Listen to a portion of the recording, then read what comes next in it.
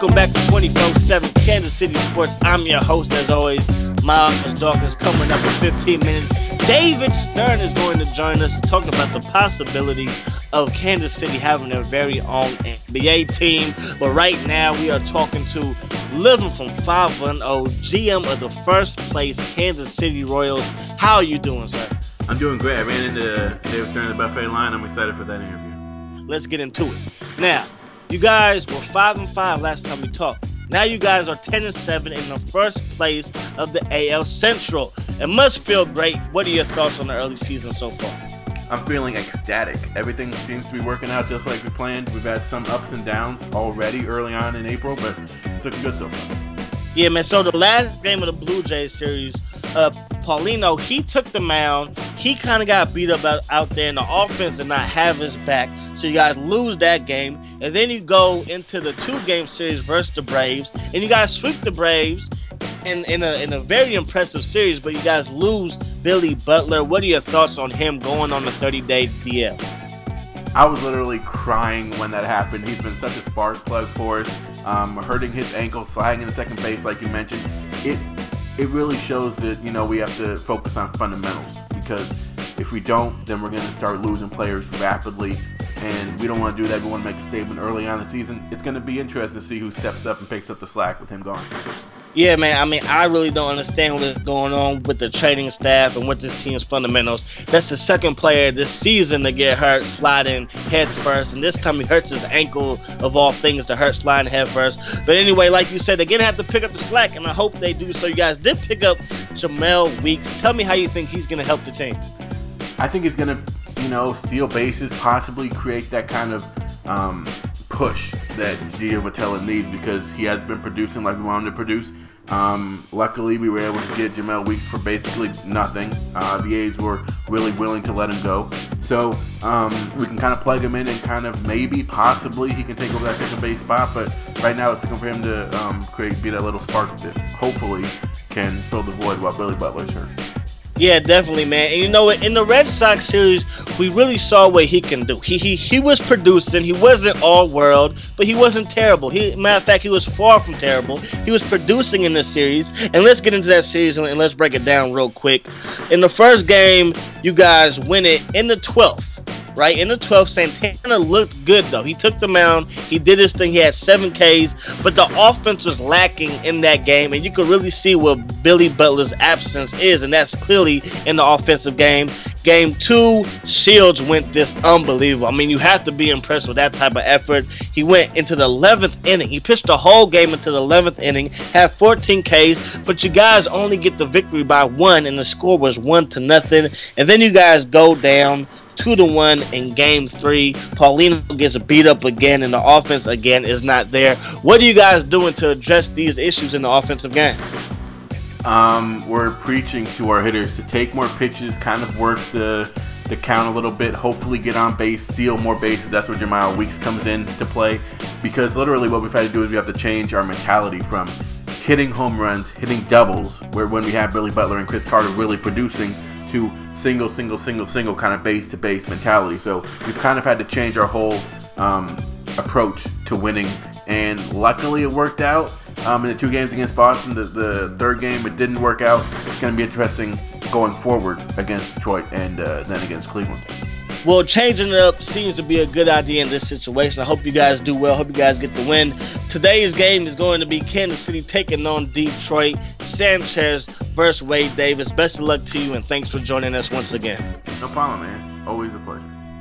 Alrighty, next up we have David Stern coming in the studios, and we'll be talking NBA with him. And can Kansas City get a franchise? Beautiful Comerica Park with the fountain in center field and the trucks driving into the fountain in Detroit. We've landed in Detroit, home actually of the AL champs, but this year they're not really producing, and we've kind of jumped ahead of them. And I'm not going to say that I'm mad about that, but Anibal Sanchez is going to get his knock rocked, hopefully, in this game. So, with Billy Butler hurt, out for 30 days, we need someone to step up and pick up the slack. And hopefully against Sanchez, we can do that. We can get on base, steal bases, create havoc on the base paths, really produce runs. That's what we need to do, is we need to produce runs. Our offense, if you look at it, you're thinking possibly Hosmer, Carter, Moustakas can get the long ball, but at the end of the day, we need everyone else to get on base. Detroit, what a powerhouse lineup we have here. Wade Davis needs to throw strikes, not give up any walks, not give up any cheap hits, because at any time, anyone in this lineup can just jack something deep. Early on, Hosmer is going to hit a single, so I'm liking what I'm seeing. Again, single. Carter now going to do a little blooper. And now we got two people on looking for a big hit from someone. And guess who comes up with it? Moustakas hits one, another single, and luckily we get a 1-0 lead as Carter advances to third. So Moustakas coming up big, exactly what I want to see early on in the game. Wade Davis showing why he could be possibly a number 2 guy. Strike out. Don't even swing the bat, bruh. You're done. And you want some of this cookie too? There you go, grab some milk. Pine, baby, 2 outs. Why not strike out the whole side? Miguel Cabrera, triple crown that, bruh. You're dead. So now he just struck out the side. I'm liking what I'm seeing. Our offense is producing and our pitching is producing. We jump forward to the second inning, 2 quick outs, 0-2 count. Wade Davis gives him that nasty power curveball inside. Basically, what Wade Davis has been doing is he's been throwing strikes, and then when he's ahead of the count, he goes out of the zone. Basic pitching, right? And then here, Gordon's going to take this one and get a double out of it. So again, producing, getting on the board early, making the pressure go towards their pitcher. Here, Carter laces a single, and I'm thinking about sending Gordon home, but I don't, just because I don't want to run into another out because we already got 2. So, with 2 people on, Mike Moustakas, baby, goes with this one and hits this one deep. 1 run is going to score, and another run is going to score. You better get on your horse. Mike Moustakas is going to keep running, and he's going to get a triple out of this one. His first triple of the year. That's huge. Gives us a big lead.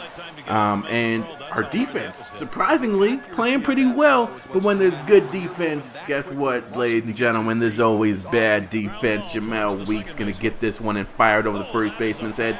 He only had to throw it 5 feet, but that's too much for him. And unfortunately, Wade Davis is in a little bit of trouble. But Wade Davis likes the trouble, baby. Grab some pine. Thanks for coming.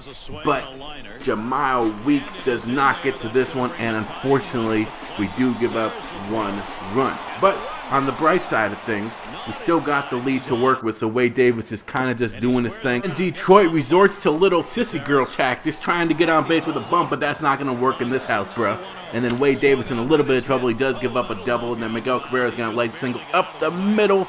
So we give up another run. So now it is 2-3, and Fielder smacks this one deep to center field. But Kane is going to get there on the warning track right in front of the wall to make the catch. So, oh my gosh, Wade Davis keeping it close right now. But at the end of the day, it looks like we're going to take him out. I do take him out. Cheryl comes in the game and 1, and there's Dose, baby, a double play.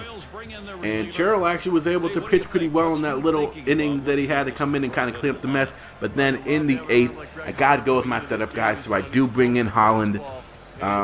He has a great fastball, great slider. Hopefully Greggy Boy can get this done. We just need to keep this lead and, you know, get to Tim Collins, who is has to be our best pitcher. So unfortunately, he does give up a lacing single. Luckily, Kane is able to get there, but it's already a double, and the guy at first advances to third. There's still 2 outs.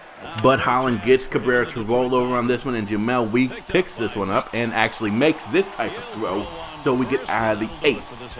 Comes in, makes a little bit of noise, but at the end of the day, he does produce. So in the 9th, I can't keep Holland in there. I got to bring in Timmy Boy. So Timmy comes in. Tim Collins, a guy who we rely on to close out games, especially against a team that everyone thinks is going to win this division. Everyone thinks is going to win the World Series. This has been a shocker this year. We're in first. They're in last. and we need to make a statement against the team that people think is arguably the best offensive team in the game. So, full count, Prince Fielder is going to take this one and lace this one for actually a double. Kane gets there, and for some reason, Prince Fielder turns on the Jets and ends up with a double, so now I'm kind of getting a little bit pissed off. 2 strikes, and thank you very much for coming. Tim Collins throws that 12-6 curve, grabs some pine meat. And then Garcia, who actually came in to run for Prince Fielder, steals third, and I'm going to call obstruction on that batter because my catcher had to literally throw it around his back. It was a little bit weird there. And then he gets another strikeout with that nasty change up. Now, it's not the best location, but at the end of the day, an out is an out, and we will take it. So now with only 1 out and a guy on third, Johnny Peralta comes up to the plate. The crowd's going absolutely bananas for Cocoa Puffs, and we need an out. Johnny Peralta is going to lace this one, unfortunately, and we give up the lead. So Tim Collins comes in and blows it. Should I have kept with Holland? I don't know. That's something that I'm going to get destroyed on for at least a couple weeks.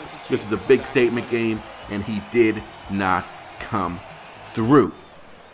But he does get eventually an out with that 12-6 curve. But the damage, again, has already been done. Golly. I mean, this is not going to work. Top of the 10th, Gio Vitello laces a little blooper. So he does get on base, and that is a single. So maybe we can, pick up that disaster after a wild pitch.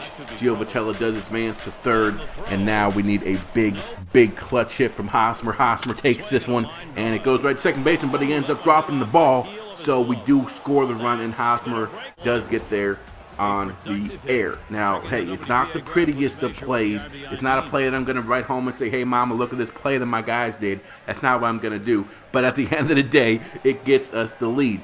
So I leave Tim Collins in there because he needs to clean up this mess that he has created, and he does. After 2 easy outs, he gets a fly ball, and Kane is able to snag this one, and we do get the win against the Tigers, the last place Tigers. I don't think anyone at the beginning of the season would ever believe that last place Tigers would be kind of coming out of anyone's mouth. But I got to give huge props to Mike. He came up big. He laced doubles. He laced singles. He laced triples. He gave us that spark that we needed. So hopefully, going forward, with Billy Butler out, Mike Moustakas can play that kind of offensive, I'll get the slack type of role. Wade Davis, what an amazing pitching performance against a team who can easily score in double-digit runs. But he picked his spots, he hit his spots, and he loved using that curveball. So apparently Perez got hurt in our day off, which is absolutely insane. So at this point, I'm starting to get a little bit irritated. So the first thing I do is I call up George Katars from our AAA, because obviously we need a catcher while he's hurt. And then I go and I call a staff meeting, and I'm like, all right, you guys, this isn't going to work. Unfortunately, we have to fire you, Franklin Jeffries. So I fire his bum self, and I go to durability. And I'm really just looking for someone who can just keep our players healthy at a consistent basis, because we're not even a month into the season and we're already kind of dealing with injury problems. So I hire Scott Beerbrot. Let's go with that. So, going forward, it's going to be a little bit interesting to see what type of stuff changes. Hopefully our players can stay healthy, but we do get a big win against Detroit. So now maybe, just maybe, we'll get a little bit of national recognition. We'll have to wait.